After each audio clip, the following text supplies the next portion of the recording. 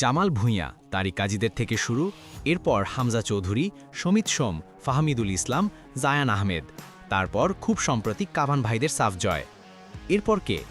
গত কিছুদিনে শোনা যাচ্ছে ৩ তরুণের নাম: ট্রেভর ইসলাম, অ্যাডাম আব্বাস, জিদান ইউসুফ। এই ৩ জন কারা? কিভাবে তাদের খুঁজে বের করল বাফুফে? বাংলাদেশে তাদের ভবিষ্যৎ কেমন? সব উত্তর এই ভিডিওতে। ক্যালিফোর্নিয়ার মারিন কাউন্টির একটি ছোট্ট শহর মিল ভ্যালি। এই শহরেই ২০০৪ সালে জন্ম ট্রেভর ইসলামের। বাবা সালিম ইসলাম বাংলাদেশি বংশোদ্ভূত, মা কারেন হাওয়ার আমেরিকান। মাত্র ১১ বছর বয়সে ২০১৫ সালে ট্রেভর যোগ দেন মারিন এফসিতে। ক্যালিফোর্নিয়ার এই ক্লাবে তিনি খেলেছেন ২০২৩ সাল পর্যন্ত, পুরো ৮ বছর। মারিন এফসিতে তার সবচেয়ে উল্লেখযোগ্য প্রাপ্তি ২০২২ সালে সার্ফ কাপ চ্যাম্পিয়নশিপ জয়। আমেরিকান ফুটবলে বেশ মর্যাদাপূর্ণ এই tournament. Marin County athletic league তাকে ২০২৩ সালে সেরা খেলোয়াড়ের পুরস্কার দিয়েছে। উত্তর ক্যালিফোর্নিয়ার স্কুল ফুটবলের সেরা খেলোয়াড় এই পরিচয় নিয়েই ট্রেভর প্রবেশ করলেন আমেরিকার অন্যতম সেরা বিশ্ববিদ্যালয় স্ট্যানফোর্ডে।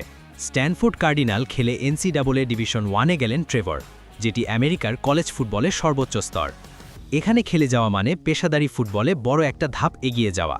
আরও বিশেষ তথ্য: স্ট্যানফোর্ডের হেড কোচ জেরেমি গান 4 বার NCAA চ্যাম্পিয়নশিপে দলকে ফাইনাল 4-এ নিয়ে গেছেন। প্রথম মৌসুমে ট্রেভর যোগ দিয়েছিলেন একজন ওয়াক অন হিসেবে, অর্থাৎ স্কলারশিপ ছাড়াই, কিন্তু তার পারফরম্যান্স দলের সবাইকে অবাক করে দিয়েছিল। তবে ট্রেভরের জন্য ব্রেকআউট মৌসুম ছিল ২০২৫। স্যাক্রামেন্টো স্টেটের বিরুদ্ধে মৌসুমের প্রথম ম্যাচেই তিনি করেন 2 গোল এবং স্ট্যানফোর্ড জেতে ৫-১ ব্যবধানে।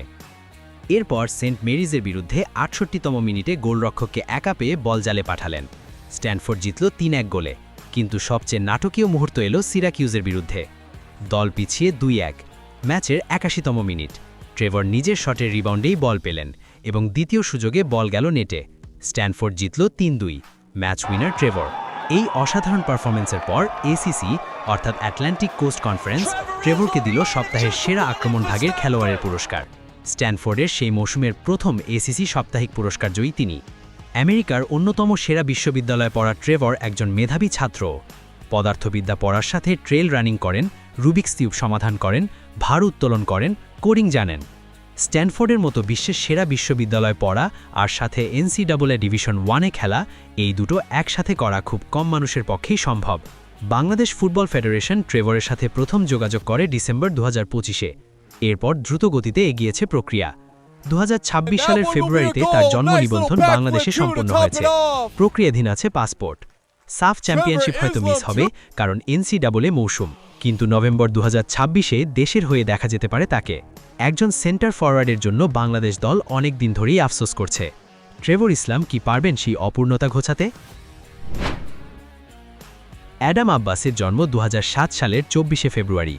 ইংল্যান্ডে জন্ম নেওয়া এই তরুণের মা রিতা আহমেদের মায়ের শিকড় বাংলাদেশে, বাবার শিকড় জামাইকা এবং নাইজেরিয়ায়। অ্যাডামের ক্যারিয়ারের সবচেয়ে বড় হাইলাইট অবশ্যই ম্যানচেস্টার ইউনাইটেড।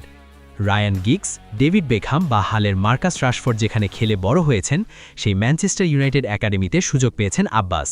২০২৩ সালের জুলাইতে অ্যাডাম যোগ দেন বার্নলি FC আন্ডার-18 দলে। এই মুহূর্তে প্রিমিয়ার লিগে খেলা বার্নলিতে খেলেছেন পল গ্যাসকোয়েন, অ্যান্ডি কোলের মতো ফুটবলাররা। আন্ডার-18 একাডেমিতে খেলতে খেলতে অ্যাডাম পৌঁছে গেলেন বার্নলি আন্ডার-21 দলে।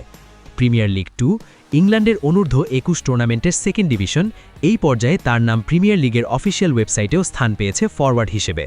একটি প্রিমিয়ার লিগের অফিসিয়াল সিনিয়র স্কোয়াডের অংশ হওয়া, এমনকি আন্ডার-21 হলেও এটা একটি অসাধারণ প্রাপ্তি। অ্যাডাম আব্বাস খেলেন রাইট উইংয়ে, উচ্চতা ১.৮০ মিটার, ৬ ফুট।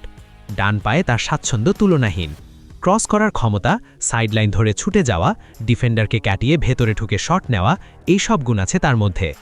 গত বছর দুর্ভাগ্যজনকভাবে ACL ইনজুরির শিকার হন অ্যাডাম, তাই বার্নলিতে জায়গা ধরে রাখতে পারেননি। ২০২৬ সালের ৪ মার্চ অ্যাডাম যোগ দিয়েছেন উইদেনশো টাউন FCতে। ম্যানচেস্টারের কাছাকাছি এই ক্লাব ইংলিশ ফুটবল পিরামিডের নন লিগ পর্যায়ে খেলে।